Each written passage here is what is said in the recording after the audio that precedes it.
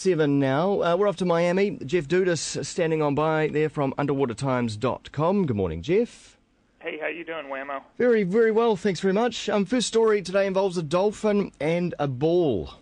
Yes, this is a story out of China. A dolphin was playing with a volleyball or some sort of inflatable ball and playing in his pen with it, and he swallowed it, which is never a good thing. No. And so the staff immediately sort of panic mode. We got to get this ball out of the dolphin, and they didn't want to. You can't really cut open a dolphin because the surgery is sort of not even in China it's just not you just can't cut open the dolphin and pull something out. Sure. And expect them to heal. Yeah.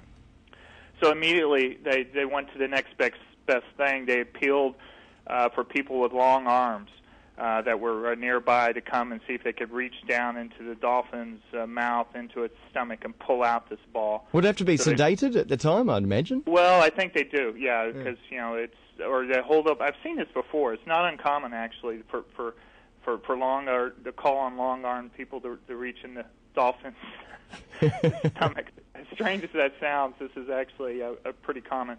But they got this big basketball player, Ming Da, who's about 2 meters tall, evidently has real long arms. They tried to get him to do it. He couldn't reach it.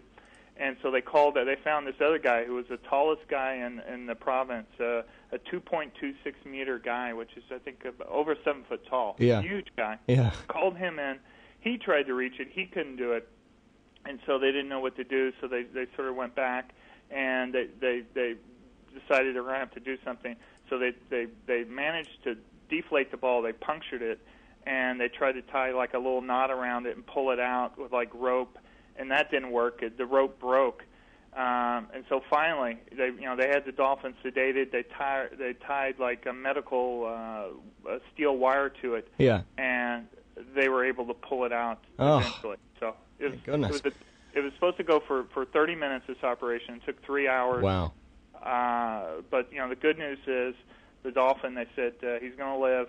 He's going to require treatment, and of course they're going to have to adjust its diet, and hopefully that means no more plastic balls. Yeah, for sure. I love the idea of the call out being put across the land, and then suddenly you've got this queue of long armed people just queuing up. I would love to see that lineup of people just waiting to stick their arm down the gullet of a dolphin, and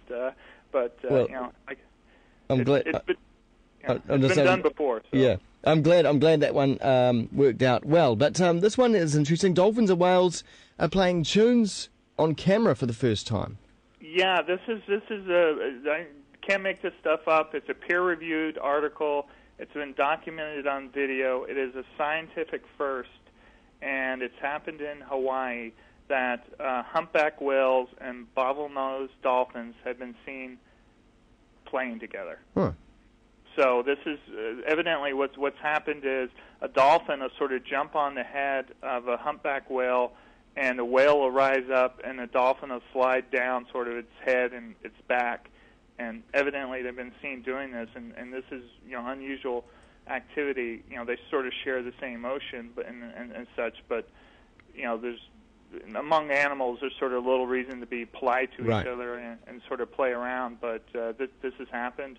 They said there was no aggression or distress, and they were just sort of playing. So they weren't. They weren't necessarily playing tunes together, though they would have been making a bit of noise. One would have expected. No, they were just sort of horsing around. I think kind of playing like a dolphin going down a ladder or a chute or something like that. Oh, okay, cool. So finally, a seagull has ended up encased in ice. Yeah, this is, I don't know if you've noticed, in Europe it's been an extremely, extremely cold winter, so all sort of strange stuff has been happening. So this is out of Duisburg, Germany. A seagull was in a canal, and it fell asleep, and it got encased in ice. The canal froze over, and it was encased in a giant block of ice. It was still alive, but it was like up to its neck in ice. Crikey. It sent everybody, of course, into a panic. They went down, they chipped him out of the ice, brought him aboard a ship, thawed him out, gave him some fish in the meantime, and he survived. He's fine. Yeah, just they said, the birds aren't known to be too smart, and this one probably left in the wrong place. Indeed. Yeah. Excellent stuff. Well, you find those stories up at underwatertimes.com and a whole lot more there as well. Jeff, really appreciate your time. We'll talk to you in 2 weeks. Hey, thanks for having me. Jeff Dudas, it's now 29 minutes past